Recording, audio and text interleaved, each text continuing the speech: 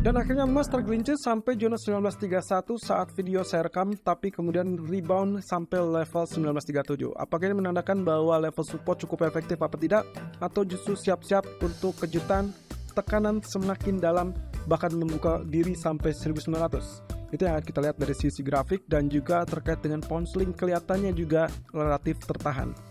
Oke. Kita lihat terlebih dulu dari sisi US dollar dan juga US Treasury yield juga bertahan di zona resisten. Jadi kita akan lihat ini adalah saat-saat yang paling menentukan. Minggu ini saat-saat yang paling menentukan bukan hanya non-farm payroll di hari Jumat, tapi juga plafon utang yang masih tetap berkecamuk. Dan kita belum tahu apa yang akan dilakukan oleh Senat, atau dalam ini mungkin kita sebut saja dengan politik Amerika. Apakah mereka akan berusaha menjegal atau meloloskan dengan sangat mudah di luar dugaan? Ya. Dari sisi US dollar, kita bisa lihat di sini area candlestick sedang berusaha untuk mengalami kenaikan, dan lagi-lagi level resisten terdekat ada di 104.667, kemudian yang tertinggi lagi adalah 105.631. Jadi kurang lebih dia masih dalam zona tengah. Tapi sementara untuk area supportnya itu akan berada di 103.62 yang paling dekat. Jadi mana yang kira-kira akan disentuh? Apakah dia atas atau dia sentuh bawah?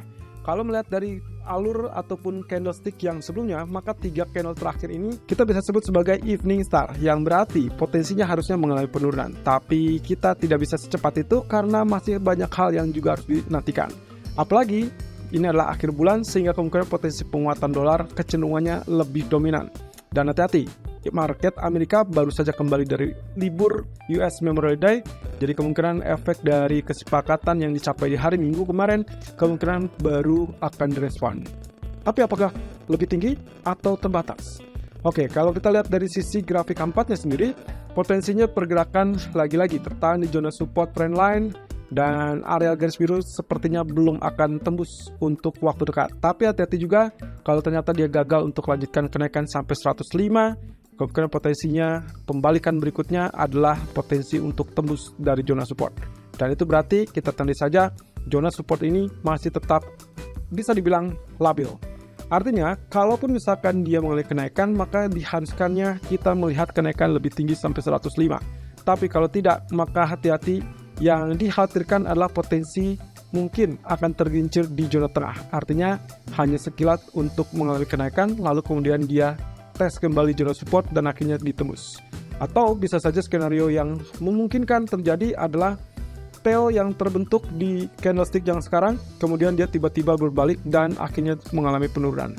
Dan itu berarti masih tetap dalam jalur yang kita tandai sebagai zona trendline. Oke, saya tandai saja part tersebut. Jadi kita masih tetap melihatnya dengan konsekuensi bisa naik, bisa turun, atau kita sebut dengan rectangle. Nah, sementara dari sisi US Treasury yield-nya sendiri, kalau misalkan kita lihat dari grafik 4, well, dia setidaknya sudah turun di bawah garis trendline. Itu artinya ada kesempatan ataupun peluang untuk menarik mundur untuk potensi US dollar nanti malam. Setidaknya minimum US Treasury yield-nya tetap bertahan di bawah. Itu pun dengan catatan tidak kembali dalam jalur rally. Nah, sementara kalau kita perhatikan di grafik daily-nya, kelihatannya juga candlestick harusnya dalam zona penurunan seperti ini, dan juga 2 candle terakhir atau bahkan 3 candle terakhir kita bisa lihat aba-aba untuk mulai penurunan. But anyway, kita masih tetap lihat dalam jalur trendline hitam. Kalau saya perkecil, tentunya Anda masih ingat, saya sempat menyebutkan tentang alur dari descending triangle. Yang kita harapkan dia tidak tembus zona trendline, sehingga nantinya kita memiliki kesempatan untuk melihat dia untuk kembali turun. At least mungkin menyambangi teritori 3,6%. Sampai saat ini dia masih bertahan di 3,7%. Nah, kembali dari sisi gold, di mana posisinya adalah kondisi dari market H1 sudah mengalami penembusan di bawah 1936. Tapi seperti Anda lihat sendiri, candlestick sedang bangkit kembali, dan ingat bahwasanya kita butuh 2 candle yang berurutan untuk tetap stay di bawah 1936. Kalau sampai katakanlah mungkin 1 atau 2 jam kemudian kita melihat candlestick tetap ditutup di atas 1936, berarti kita anggap ini adalah false breakout. Tapi kalau ternyata candlestick berhasil ditutup lebih rendah, maka kemungkinan kita melihatnya sebagai confirm penembusan. Dan itu berarti kita melirik dari grafik 4 di mana target terhadap potensi rectangle yang sebelumnya kita deteksi itulah 1919 ataupun 1922. Jadi kita tandai saja teritori ini kemungkinan masih tetap potensi untuk dicapai, di mana penembusan dari zona support, maka kemungkinan potensinya adalah mencapai maksimum 1920-an. Nah, itu berarti pula yang kita harapkan adalah strong demand, kemungkinan baru akan muncul di kisaran areal ini. Nah, itu yang akan kita lihat. Nah, terkait dengan elite wave yang kemarin juga kita sempat bahas di live streaming, maka kemungkinan hitungannya kalau misalkan seperti itu, berarti kita anggap 1, 2, 3, maka kemudian ini adalah 4 dan terakhirnya adalah 5 di sini. Maka kemudian secara hitungan, apakah itu sudah memenuhi kriteria? Kita tinggal ukur balik. Ya, wave 1 itu berarti kurang lebih mungkin dengan wave 5-nya akan sepadan atau bahkan wave 5 bisa saja lebih pendek. Dan kelihatan di sini cukup normal kalau misalkan ternyata dia hanya sentuh 1920. Sementara untuk wave ketiga dipastikan wave yang paling panjang, sehingga kemungkinan ini juga sudah memenuhi kriteria. So, kita tinggal tunggu saja apakah potensi yang berikutnya dia akan terjadi penurunan apa tidak. Kalaupun tidak, saya rasa zona 1934 saya rasa itu masih tetap memungkinkan. Jadi kalau misalkan lihat lagi, kita ulang lagi, kemungkinan posisinya adalah alternatif yang kedua. Posisi penurunan dari wave kelima kemungkinan akan mentok di zona 1934, kemudian dia tampil sebagai kenaikan. Artinya secara hitungan inilah wave 1, 2, kemudian 3, 4, lalu kemudian 5. Ingat bahwasanya kemungkinan setelah 5 itu masih ada proses yang juga harus dilalui terkait dengan rebound, yaitu wave A, kemudian B, dan C. Dan itulah yang akan kita lihat dalam 1 hingga 3 hari ke depan, karena semuanya masih cukup terbuka terkait dengan plafon utang. Nah, dengan demikian teman-teman, juga yang harus kita perhatikan adalah terkait dengan komposisi ataupun kondisi. Ya, kalau teman-teman perhatikan di sini, kondisi dari harga, kecenderungan dari bottom yang sini dengan yang terakhir.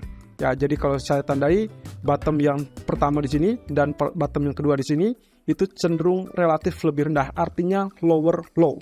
Sementara dari bagian RSI yang kita lihat adalah dia kecenderungannya sedikit lebih tinggi. Oke, kita putihkan. Posisinya kalau kita tarik ternyata betul, posisinya sedikit lebih tinggi, artinya higher low. Dan itu berarti ada potensi terkait dengan bullish divergence yang berarti kita memiliki harapan untuk terjadinya kenaikan. Walaupun dengan catatan teman-teman, hati-hati karena fokus utama kita tetap gangguannya adalah di zona trend line. Dan selama trend line tersebut tidak atau belum berhasil tembus, maka hati-hati kemungkinan tekanan balik masih bisa terjadi. Oke, secara keseluruhan Anda boleh langsung follow buy kalau ternyata dia tembus di atas 1950-an. Dan saya mendeteksi saat ini level trend line berada di kisaran 1948 sampai 1951, itu yang memungkinkan. Jadi kalaupun misalkan Anda ingin follow, pastikan dia tembus di atas 1951, potensi target terdekat atas 1964 dan terjauh adalah 1980. Ingat, semua masih memungkinkan terkait dengan pullback ataupun dengan rontok ataupun penurunan lebih lanjut.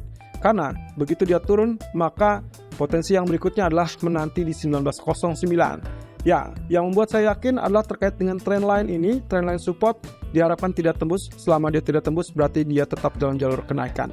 Kemudian kita beralih kepada pound sterling yang ternyata posisi candlestick kemarin ditutup oleh spinning tops. Artinya ini masih 50-50, wait and see, dan kemungkinan masih harus ditentukan dari candle hari ini. Kalau sampai ternyata harga bisa ditutup di atas high kemarin 1.2370, maka kemungkinan bullish bisa kita dapatkan untuk pound sterling. Sebaliknya, kalau ternyata dia turun di bawah penutupan kemarin, yaitu level low-nya 1.2334, maka kemungkinan pound sterling bisa dalam tahapan penurunan kembali. Dan ingat, masih dalam jalur sisi kiri dan sisi kanan, dan sampai saat ini kita anggap penembusan yang sebelumnya terjadi masih sekedar false breakout. Karena seperti Anda lihat, dua candle berturut-turut, dia berada di garis yang sama, jadi kita belum bisa memastikan apakah dia betul-betul confirm tembus atau tidak. Nah, terkait untuk hari ini, grafik H4 menunjukkan hal yang sama, yaitu terkait dengan trend line. Tapi ekspektasi saya adalah kurang lebih dia mengalami penurunan sebagai koreksi, dan itu berarti posisinya kurang lebih sampai 1.2294. Lalu kemudian diharapkan nantinya dia bangkit naik, dan mungkin saja kita akan melihat sebagai jalur double bottom. Nah, itu berarti neckline akan berada di kondisi ataupun di level resisten 1.2384. Jadi walaupun trendline resistennya ditembus, hati-hati neckline yang kita curigai sebagai double bottom baru akan ada di 1.2384. Kalau dia sampai gagal tembus trendline, switch posisi Anda, strategi Anda menjadi sell. Bahkan kalau sampai dia tembus 1.2294, langsung saja follow sell dengan potensi terdekat 1.232 atau terjauh sampai kurang lebih Fibonacci expansion 161.8%, 1.2132. Sepertinya saya mencium potensi penurunannya belum akan terlalu menggigit untuk hari ini karena secara data ekonomi juga Amerika belum terlalu besar. Dan mungkin saja kita baru akan dapatkan kepastiannya besok malam. Lalu kemudian terkait dengan crude oil, semuanya masih menanti terkait dengan plafon utang dan tingkat permintaan dikhawatirkan terganggu jika ternyata plafon utang tersebut juga gagal. Walaupun sebetulnya oil harusnya mengalami kenaikan karena di sisi lain saat plafon utang gagal mencapai kesepakatan ataupun disahkan menjadi undang-undang, maka kemungkinan US dollar akan berpotensi melemah. Nah, berarti kalau lihat dari kondisi ini, candlestick kemarin ditutup dengan hanging man sehingga kemungkinan potensi penurunan masih akan ada. Dan tentunya Anda ingat kemarin yang sempat kita sebutkan di live streaming terkait dengan potensi yang memungkinkan adalah ini. Yang kita dapatkan adalah head and shoulder dengan kondisi bagian kiri ataupun bagian kanan memiliki kurang lebih dua level right shoulder dan left shoulder. Artinya di sini kemungkinan potensi yang paling memungkinkan adalah siap-siap kalau sampai dia terjadi rejection di zona resisten, kemudian dia tembus zona support. Dan ini yang kita nantikan, yaitu penembusan di bawah level 71.80-an. Nah, hal tersebut sudah tercapai karena pagi ini kita merekomendasikan lakukan sell di zona 73.30-an. Nah, kalau misalkan kita perhatikan lagi, maka kondisi yang paling memungkinkannya adalah di sini kita harus memastikan apakah dia betul-betul double top apa tidak. Jadi double top untuk right shoulder-nya, di mana dia dalam kondisi secara keseluruhan adalah head and shoulder. Walaupun demikian, saya tetap menantikan level 68 atau 69 sebagai area support yang kuat.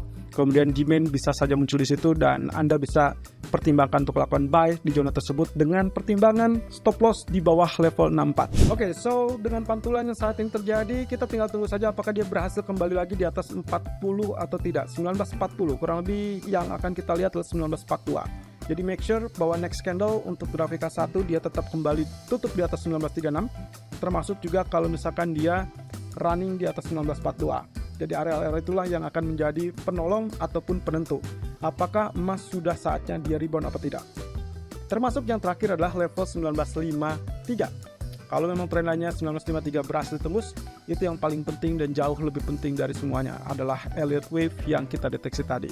Nah, itu berarti nantikan nanti malam kemungkinan potensinya kita mungkin harus menunggu terlebih dulu terkait dengan aturan ataupun jadwal voting dari parlemen.